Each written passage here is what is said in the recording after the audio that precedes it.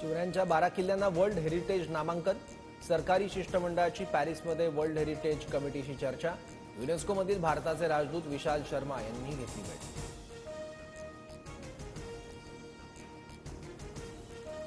नवीन वाळू धोरणासंदर्भात आज अंतिम सादरीकरण. महसूल मंत्री चंद्रशेखर बावनकुळेंसमोर अतिरिक्त मुख्य सचिव सादरीकरण करणार. वाळू धोरणासंदर्भातील विविध हरकती आणि सूचना महसूल विभागाकडे प्राप्त.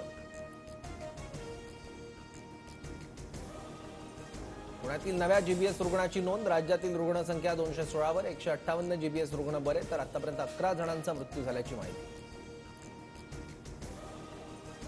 बुलढाण्यातील केस गळतीतील रुग्णांची संख्या 293 वर. भारतीय वैद्यकीय संशोधन परिषदेचा अहवाल अद्याप गुलदस्त्यात.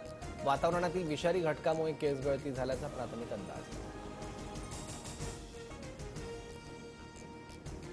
पुण्यात उन्हाचा चटका वाढणार. पुणे गोरेगाव पार्क परिसरात सर्वाधिक 37 अंश सेल्सिअस तापमानाची नोंद. शहरातील हवामान 2 दिवस कोरडं राहण्याची शक्यता.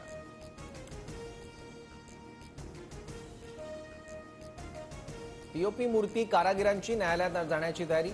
पीओपी बंदीच्या निर्णयाविरोधात बाजू मांडण्यासाठी पुन्हा न्यायालयात धाव घेण्याचा निर्णय. बंदीऐवजी वेगळे पर्याय उपलब्ध करण्याची मागणी.